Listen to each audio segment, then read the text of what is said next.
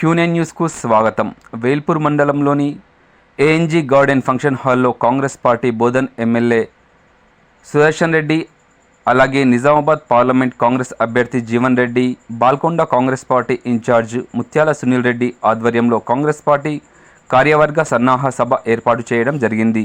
తెలంగాణ రాష్ట్రంలో కాంగ్రెస్ పార్టీ ఆధ్వర్యంలో అధికారంలోకి వచ్చిన తర్వాత చైర్మన్ మరియు నామినేటెడ్ పదవుల నాయకులను సన్మానించడం జరిగింది.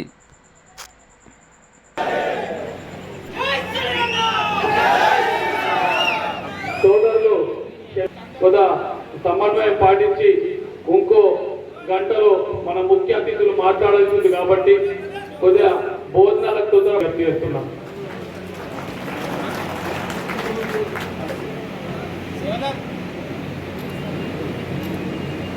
సభాధ్యక్షులు పెద్దలు డిసిసి శ్రీ మోహన్ రెడ్డి గారు, ఈనాటి కార్యక్రమానికి ముఖ్య అతిథి పెద్దలు నిజామాబాద్ పార్లమెంట్ అభ్యర్థి జీవన్ రెడ్డి గారికి, కాంగ్రెస్ పార్టీ జిల్లా భీష్మ పితామహుడు పెద్దలు పూజలు శ్రీ సుదర్శన్ రెడ్డి గారికి, మాజీ మంత్రివర్యులు పెద్దలు శ్రీ మాండవ వెంకటేశ్వరరావు గారికి, ఖనిజ అభివృద్ధి డెవలప్మెంట్ కార్పొరేషన్ చైర్మన్ సోదరులు శ్రీ ఈరావతి అనిల్ గారికి, ఉర్దూ అకాడమీ చైర్మన్ చైర్మన్ అబ్దాన్ గారికి, టీ డెవలప్మెంట్ కార్పొరేషన్ చైర్మన్ సోదరులు శ్రీ అన్వేష్ రెడ్డి గారికి, డిసిసి అంటే గుర్తుకొచ్చే పెద్దలు శ్రీ గడు గంగాధర్ గారికి, మార్కెట్ కమిటీ అంటే గుర్తుకొచ్చే పెద్దలు నాగేష్ రెడ్డి గారికి, పక్క నియోజకవర్గం బాధ్యులు సోదరులు శ్రీ వినయ్ రెడ్డి గారికి, కాంగ్రెస్ పార్టీ సీనియర్ నాయకులు సదానందం గారికి, మాజీ ఎమ్మెల్సీ అరికెల నర్సారెడ్డి గారికి, సోదరుడు ఫిషరీస్ కార్పొరేషన్ చైర్మన్ మెట్టు సాయి గారికి,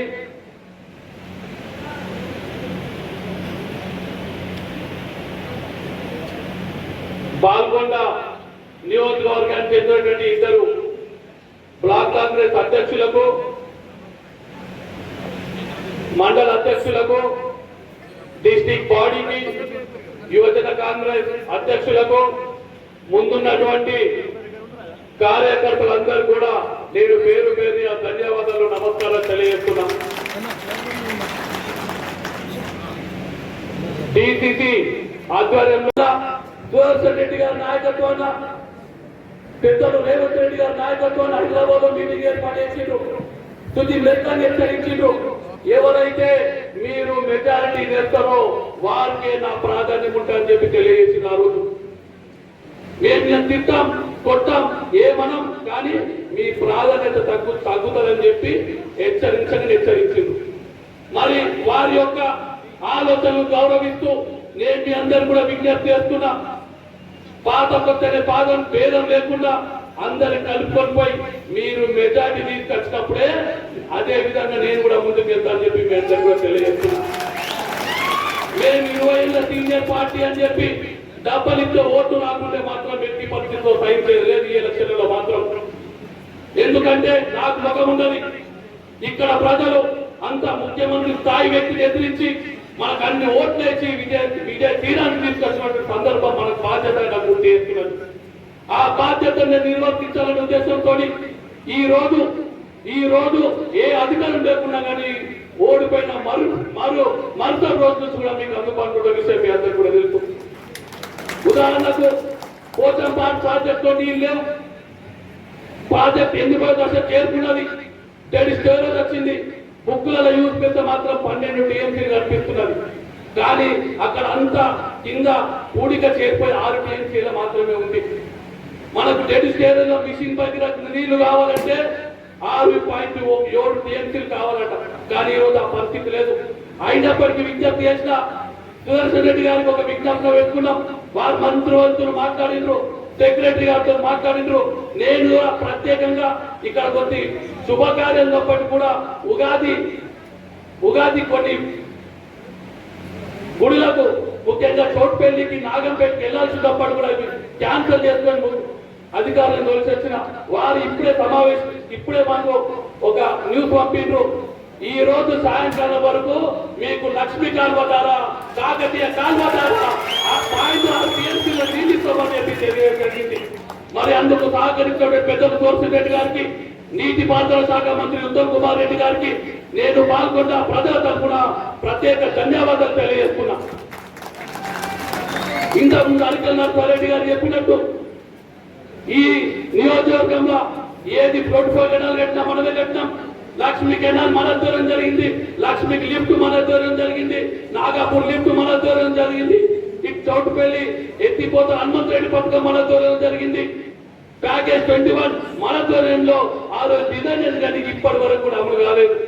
వీళ్ళంతా కూడా దోపిడీ దౌర్జన్యం మీదనే 10 ఏళ్ల నుంచి సర్కారు నడిపిస్తుంది తప్ప ప్రజలకు చేకూర్చింది ఏం లేదు. ఏమన్నంటే పింఛన్లు ఇచ్చినాం, పింఛన్ల మీద మనందరినీ ఇబ్బంది పెట్టిన విషయం మీరు అందరూ కూడా తెలుసు. పాల్గొన్న నియోజకవర్గ అరాచకానికి ఒక వేదిక ఏర్పడ్డది. మార్కెట్కు కోట్ల రూపాయలు బాగుంటే పాల్గొన్న నియోజకవర్గం నుంచే 4.5 కోట్ల బాగుంటే ఎంత అరాచక ఇక్కడ ఉందో మీరు ఒక్కసారి ఆలోచించుకోవాలి. ఇప్పుడు వసూలు చేసే ప్రయత్నం చేస్తున్నాం. ఈ సెక్రటరీ ఆ సెక్రటరీ పేరు చెప్తారు, ఆ సెక్రటరీ ఆ చైర్మన్ పేరు చెప్తారు. మొత్తానికి 5 కోట్లు ఈ సొసైటీ చైర్మన్ అందరు కలిపి ఈ ప్రభుత్వానికి ఎగనామం పెట్టేటువంటి ప్రయత్నం చేస్తున్నారు. 5 కోట్లు పెద్ద మాట కాదు, కానీ అక్కడ వ్యవస్థలను కూడా నిర్వీర్యమవుతున్నాయి. సొసైటీ వ్యవస్థ నిర్వీర్యమైతే ఎంత ఇబ్బంది అవుతుందో మీరు అందరూ కూడా ఒకసారి ఆలోచించుకోవాలి. దీన్ని ప్రత్యేక కార్యాచరణగా తీసుకొని ఈ ఎలక్షన్లు అయిపోయిన తర్వాత తప్పక వసూలు చేపించే బాధ్యత నేను తీసుకుంటా చెప్పి నేను తెలియజేస్తున్నాను. ఇది ఒకటే కాదు, ఎంత అరాచకం వేస్తుందో మీరు అందరూ కూడా గమనించాలి. ఇన్ని రోజులు 4 నెలలు అయింది, ఏ రోజు కూడా మనం ఎమ్మెల్యే మీద మాట్లాడలేదు. మనకున్నటువంటి హామీల నెరవేర్చాలనే ఉద్దేశంతో ప్రభుత్వం ప్రయత్నిస్తుంది కనుక మనము ఆరోపణలకు ప్రత్యారోపణలకు తావివద్దని చెప్పి మనం ఓపికతో గ్రహించినాం. కానీ నిన్న ఎమ్మెల్యే గారు మాట్లాడుతూ ఏం మాట్లాడుతున్నాడైనా ఆఫీసులో మనం పంచుకున్నామట. అయ్యా ఎమ్మెల్యే గారు, నువ్వు పెట్టినటువంటి సబ్ ఇన్స్పెక్టర్లే ఉన్నారు, నువ్వు పెట్టినటువంటి ఎంఆర్ఓ గారు ఉన్నారు, ఒక్కసారి వాళ్ళని పిలిపి ఒక వేదిక మీద చెప్పు ఏమి వాళ్ళని మేము పంచుకున్నాము అని చెప్పి మేము అడుగుతున్నాం. పాల్గొన్న నియోజకవర్గంలో గంజాయి పెట్టయిపోతుండే, ఈ రోజు గంజాయి దాదాపు 90% నిర్మూలన చెందింది. ఇంకా 10% కూడా మొత్తం నిర్మూలించే బాధ్యత నేను తీసుకుంటా చెప్పి మీ అందరికీ తెలియజేస్తున్నాను. ఏ విధంగా దౌర్జన్యం ఉందో, పైసలు ఎట్లా దుర్వినియోగం మీకు చెప్పిన, ఏ విధంగా దౌర్జన్యం చేసి ఆయన తమ్ముడు కలిసి ఈ గంజాయి ఈ మాదక ద్రవ్యాల్లో 10 ఏళ్ల నుంచి ఒక జనరేషన్ పిల్లలను పాడు చేసినటువంటి ఘనత ఆయన. ఈ రోజు ఒక మూర్ఖుడు దుర్మార్గుడు ఏ విధంగా అయితే చట్టాలు కొట్టుకోపోయినా మనం చూసినాం. కళ్ళకు నీళ్ళు ఆడతాయి. ఇప్పటి కూడా పెద్దల విజ్ఞప్తి చేస్తున్నాం. వర్షాకాలం మళ్ళా ఇంకా 2 నెలలు 3 నెలలు ఉంది. మళ్ళా చట్టాలు కొట్టుకపోయి ఆ యొక్క చెడు పేరు మనకు వచ్చేటువంటి పరిస్థితులు కనుక పెద్దలు కలిగేసుకొని ఆ చట్టం వెంటనే సరియాలని చెప్పి నేను మీ అందరి తరఫున, ముఖ్యంగా ఆ బాధిత 20 గ్రామాల తరఫున నేను పెద్దలందరూ కూడా విజ్ఞప్తి చేస్తున్నా. నిన్న ఒక సంఘటన నా దృష్టికి వచ్చింది. భీమ్గల్ మండలానికి చెందినటువంటి ఒక టిఆర్ఎస్ సర్పంచ్ ఒక గ్రూప్ ఏర్పడి ఒక సెటిల్మెంట్ పెట్టుకొని రూరల్ పోయి అక్కడ పైసలు వసూలు చేసే ప్రయత్నం చేసిండు. కొట్టిండ్రు వాళ్ళని. అయితే ఈ విషయం మన ఎమ్మెల్యే భూపతి రెడ్డి గారికి తెలిసింది. వెంటనే అందరిని పట్టుకొచ్చి పోలీస్ స్టేషన్ లాకప్ వేసిండు. వారికి నేను ప్రత్యేక ధన్యవాదాలు తెలుస్తున్నా. ఈ లాకప్ రావటంలో నాకు ఫోన్ చేసిండ్రు, అన్నా నీ కాలు మొత్తం దండం పెడతాం, మనం ఇంటిపించు, నీ కాలు మొత్తం దండం పెడతాం, నన్ను ఇంటిపించు. ఇదే మూర్ఖులు నేను ఆ గ్రామానికి వెళ్ళినట్టు ఎలక్షన్ల సందర్భంలో నా మీద దాడి చేసిండ్రు, ప్రయత్నం చేసిండ్రు. అయితే వాళ్ళకి చెప్పిన, అరే మూర్ఖులారా, ఇది గుండా రాజ్యం కాదురాబాయ్, భూపతి రెడ్డి గారు కానీ సునీల్ గారిని సహించే పరిస్థితి లేదు, మీరు తప్పగా రిమాండ్ పంపిస్తాను చెప్పారు. కానీ నా దగ్గర వచ్చిండ్రు, అన్న ప్లీజ్ అన్న కాపాడన్నా అన్నారు. నేను కాపాడలేకపోయినా, కాకపోతే రిమాండ్ పోకుండా ఆ రోజు రాత్రి మాత్రం ఇంటికి పంపించారు. ఇక తర్వాత ఏమవుతుందో మనం ఇవ్వలేదు. ఇట్లా అరాచకం పెట్టయిపోయింది మన పాల్గొండ నియోజకవర్గంలో. పిల్లల భవిష్యత్తు నాశనం అయిపోయింది. ఇప్పుడు మూర్ఖుల నుంచి పాల్గొన్న నియోజకవర్గాన్ని కాపాడాలని చెప్పి మీ అందరు కూడా నేను తెలియజేస్తున్నా. నేను ప్రశాంత్ రెడ్డి గారు కూడా సవాల్ విసురుతున్నా. మేము పంచుతున్నాం అంటున్నాం. నీ కార్యకర్తకు ఎవరైనా ఇబ్బంది అయితే నా దగ్గర పంపి వాళ్ళకి న్యాయం చేసి పంపిస్తా అని చెప్పి నేను తెలియజేస్తున్నా. ప్రజలకే కాదు, నీ కార్యకర్తకు ఏదైనా అన్యాయం జరిగినా నాదే బాధ్యత అని చెప్పి తెలియజేస్తున్నా. కానీ మీరు అరాచకం చేస్తే మాత్రం ఎట్టి పరిస్థితుల్లో సహించలేదని చెప్పి నేను మీ అందరికీ తెలియజేస్తున్నా. అదేవిధంగా పార్లమెంట్ ఎలక్షన్లు ఉన్నాయి. నీరు తీసుకురావాల్సిన బాధ్యత మీరందరూ తీసుకుంటారని ఆశిస్తున్నా. మొన్న ఎవరెవరైతే నీరు రాలేదో మీరు ఎటువంటి అధైర్యపడద్దు. మీరు గట్టిగా కొట్టాడండి. నేను ప్రతి బూత్ కు ప్రతి విలేజ్ వచ్చి నేను మీ అందరికి అండగా ఉంటాను. నేను మీ అందరికి కూడా తెలియజేస్తున్నా. ప్రతి గ్రామంలో కాదు, ప్రతి గ్రామంలో ప్రతి గల్లీలో ఎవరిని చెప్పగలే సత్తా నా దగ్గర ఉందనే విషయం మీ అందరికి కూడా తెలుసు. అందరినీ చెప్పకపోవచ్చు. గల్లీకి ఒక ఇల్లు పేరైతే ఇల్లు ఎవరిని చెప్పాడు శక్తి ఉంది. నా పార్టీలు ఎవరిని చేర్చుకోనో ఎవరిని చేర్చుకోవద్దో, ఎవరు దుర్మార్గులు, ఎవరు దుష్టులు, ఎవరు అవినీతి పరులు, ఎవరు ప్రజలు ఏ విధంగా ఇబ్బంది పెట్టిండ్రు, ఏ విధంగా ప్రజలు దోచుకున్నారు అనే విషయం నాకు స్పష్టంగా తెలుసు. మీరందరూ కూడా చేరికల సమయం నాకు సహకరించాల్సిందిగా మీ అందరు కూడా విజ్ఞప్తి చేస్తున్నా. మీరు చేరికల అర్థరద్దని మీ అందరు కూడా విజ్ఞప్తి చేస్తున్నా. దుర్మార్గులను పక్కగా నేనే పక్కన పెడతాను. మీ దగ్గర కూడా రానియా. కానీ పార్టీ అవసరం. మనం పార్లమెంట్ ఎలక్షన్ గెలాల్సిన అవసరం ఉంది. మెజార్టీ తీసుకురావాల్సిన బాధ్యత మన మీద ఉంది. వైరి వర్గాల్లో మనకు పనిచేయచ్చు వాళ్ళు. కానీ ఎలక్షన్లు అయిపోయినాయి. వైరి వర్గాల్లో ఆ రోజు ఇతర పార్టీలో పనిచేయచ్చు. వాళ్ళు బాధ్యతతో లాయర్తో అక్కడ పనిచేయచ్చు. అటువంటి వారిని మనం మనస్ఫూర్తిగా పార్టీలోకి ఆహ్వానించాలి. ఎవరైతే దోపిడీ, దొంగతనాన్ని, అరాచకాన్ని, గుండాయుధాన్ని, రౌడాయుధాన్ని అధికారులకు పార్టీలోకి వచ్చి ప్రోత్సహించే ప్రయత్నం చేస్తారో అటువంటి మాత్రం మీతో పాటు నేను కూడా తప్పక వాళ్ళందరినీ అరికట్టాలని చెప్పి తెలియజేస్తున్నాను. మొన్ననే మన రాష్ట్ర వర్కింగ్ ప్రెసిడెంట్ మహేష్ రెడ్డి గారు మహేష్ అన్న గారు నాకు ఫోన్ చేసిండ్రు. ఏందన్నా అన్న, తమ్ముడికి నష్టాట పార్టీకి తీసుకుంటావా అన్న. ఎవడన్నా అన్న చెప్పాలన్న పేరు అన్న. నువ్వు చెప్పకు, నాకే తెలుసా పేరు అని నేను చెప్పిన. కానీ నేను ఇష్టపడతా, నేను తీసుకుంటా. ఆ ఊరు, ఆ గ్రామం, ఆ మండలం అద్భుతమైన మెజార్టీ వచ్చింది నాకు. ఆ కార్యకర్తల మనోస్థైర్యం దెబ్బతీయద్దన్నా వాళ్ళు ఎవరు కూడా అద్దంటున్నారు. అందుకని సహకరించన్నా. ఒక్క మాటలో సరే నీ ఇష్టం అని చెప్పి ప్రేమపూర్వకంగా నాకు అవకాశం ఇచ్చినందుకు మహేష్ కుమార్ గౌడ్ గారు ఇక్కడ లేరు కానీ వారికి ప్రత్యేక ధన్యవాదాలు తెలియజేస్తున్నారు. ఇట్లా ఎవరిని చేర్చుకోనో ఎవరిని చేర్చుకోవద్దో పైకి వెళ్తున్నారు. అందరు కూడా విజ్ఞప్తి చేస్తున్నా. మేము మనస్ఫూర్తిగా పార్టీ విజయానికి దోహదపడతాం. పార్టీకి మెజార్టీ తెచ్చే బాధ్యత నాది. మాకు ఒక అవకాశం ఇలా చేర్చుకునే విషయంలో ఇష్టంలో చేర్చుకుంటే ఇక్కడ ఉన్నటువంటి ముందు సోదర కార్యకర్తలను ఇప్పటి వరే పరిస్థితి ఉంది కనుక ఆ అవకాశం ఎవరు తీసుకోవద్దు. మాకు ఒక కమిటీ ఉంది. మేము నిర్ణయించినాం. ఏ ఊర్లో అయితే ముఖ్యులందరూ కూర్చొని మాట్లాడుకున్నాం. ఏ ఊర్లో అయితే లీడ్ వచ్చిందో అక్కడ 100% వాళ్ళు ఇష్టం. ఎక్కడైతే లీడ్ రాలేదో మనం కొద్దిగా ఇన్వాల్వ్ అయ్యి అక్కడ డిస్టర్బ్ కాకుండా మనకి ఇతరులను షేర్ చేసుకొని మన బలగాన్ని పెంచుకుందామని చెప్పి నేను వారు ఆ రోజు చెప్పినాం, నిర్ణయించుకున్నాం. అందరికి అనుకున్నగానే పోతాం. మీరు అందరూ కూడా సహకరించాలని మీ అందరూ కూడా విజ్ఞప్తి చేసుకుందాం. అందరినీ చేర్చుకుందామా? ఎవరైతే ఇతర పార్టీలు ఉన్నారో మనకి ఎగ్నెస్ట్ చేసి వాళ్ళని చేర్చుకుందాం. కానీ గుండాలను నంగలం కాదు. తీసుకుంటాం తప్పక చేర్చుకున్నాక సహకరిస్తారు కదా అందరూ. 4 నెలల ముందరే పార్టీలో జాయిన్ అయినప్పటికీ అందరినీ కలుపుకోపోయే ప్రయత్నం చేసినాం. కలుపుకోపోయినాం. అక్కడక్కడ పాతోళ్ళు కొత్తోళ్ళని ఇబ్బంది పడ్డ దాన్ని మనసులో అనుకొని నేను మీ అందరితో ఉన్నా. నేను ఏర్పాటు కొన్ని గ్రామాలు అనుకున్నా ఈ ఊర్లో మెజార్టీ వస్తుంది, ఈ ఊర్లో మెజార్టీ వస్తలేదని. నాతో అనిమిత్తంగా రవి గారికి చెప్పినా మనం ఈ ఊర్లలో మెజార్టీ వస్తున్నాం, ఈ ఊర్లలో పోతున్నాం అని చెప్పి.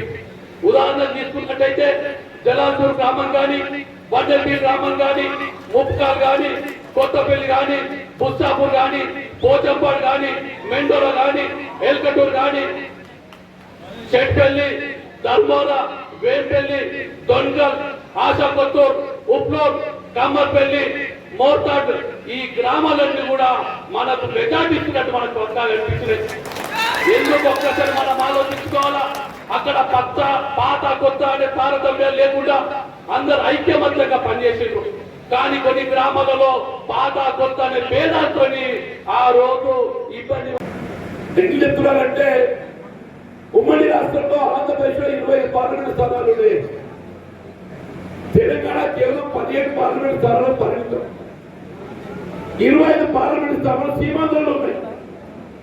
తెలంగాణ రాష్ట్రం ఏర్పాటు కొనేదితో సీమాంధ్రంలో ఉన్న 25 పార్లమెంట్ స్థానాలలో కాంగ్రెస్ పార్టీ ఉనికి కోల్పోతుందని ఊహించి కూడా లేకపోతే కాదు ఈ తెలంగాణ రాష్ట్ర ఏర్పాటు సమస్యకు నేను శాశ్వత పరిష్కారం చూపెట్టాలనే భావనతో తలపుదల ఎత్తుందో ఈ ఆత్మత్యాగాల ఫలితాలను ముగింపు పలకాలని ఒక కన్న తల్లిగా చెప్పండి, ఒక కన్న తల్లిగా, ఒక మాతృమూర్తిగా సోనియా గాంధీ గారు ఏదైతుందో తెలంగాణ రాష్ట్రాన్ని ఏర్పాటు చేసిన ఘనత ఆ తల్లికి దక్కుతుందని మనం చేస్తూ చెప్పండి.